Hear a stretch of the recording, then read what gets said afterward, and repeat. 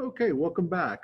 Let's talk a little bit about Africa and the Middle East during this time period of imperialism. Um, Before this time period, before 19th century imperialism started, uh, Europeans pretty much were out of Africa. In the north, the Ottoman Empire dominated.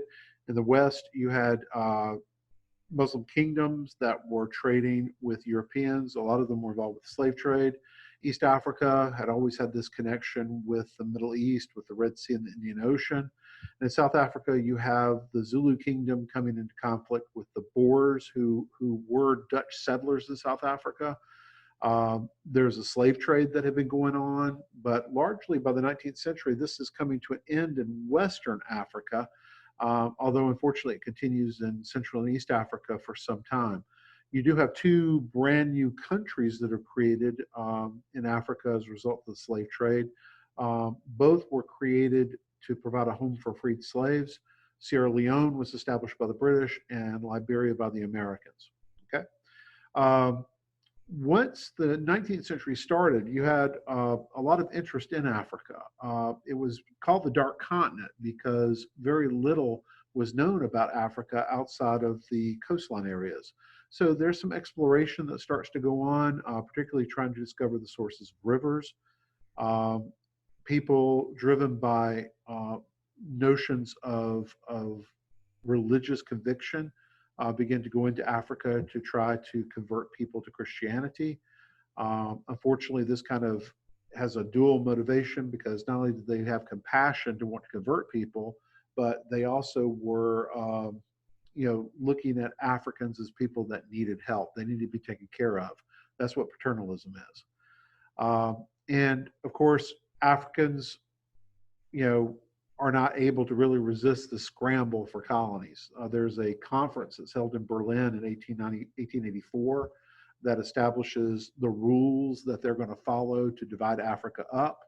There are no Africans present. And you can see from this list that it's pretty extensive with types of countries that were involved with colonizing. Belgians, Italians, Germans. You don't normally think of these people as having colonies, but they did. They divided Africa up. And you can see from this map that by 1913, 1914, Africa pretty much was carved up into basically European fiefdoms. The British control a lot of things, so did the French. There were only two countries that were really independent. You have Liberia and then Ethiopia. The rest of them, though, were controlled by Europeans. In the Middle East, you have a Ottoman Empire that is collapsing. There's lots of corruption, lots of tensions, particularly with native people who local people like Greeks, Serbs, Bulgarians, Romanians, they're not Muslim, they're not Turks, they want to have their own countries. So this nationalism that we talked about earlier is starting to work its magic in the Ottoman Empire. There was a weakening of the Ottoman Empire in the 1850s with the Crimean War. Russia wanted to take over Ottoman territory, and the British and the French didn't want them to do this. This would have given the Russians too much control over the Mediterranean.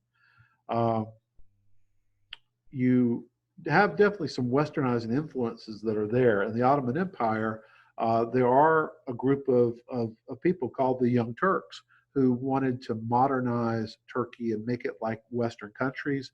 And even to this day, you have a lot of people in Turkey that want the Turks to be accepted by Europeans. They tend to see themselves more as European than Middle Eastern. Egypt is doing the same thing. They're implementing a lot of reforms. Unfortunately for the Egyptians, they get into debt with the construction of the Panama Canal, or Suez Canal rather, and they wind up with the British in control. With Persia, Iran, you have a country that is sort of wedged in between Russia to the north and British India to their south. And so you see this game that's being played with Persia as a buffer zone. Both the British and the Russians want to have influence there, particularly once oil is discovered. it is, you know, adds even more tensions. Um, you know, a lot of people in Persia want to see their own independence. They don't like to see this outside influence having the domination that it does, and so that's going to lead to problems. You can see from this map here, the Ottoman Empire is starting to shrink by 1914. You see where British colonies are established throughout the Middle East. You can see where the Russians are located to the north of Persia, and then South Asia is British territory, British India. You can even see on this map Italian colonies in Somalia and Libya. So, um, you know, things are starting to become interesting in the Middle East, and it's going to get even more so once World War I starts.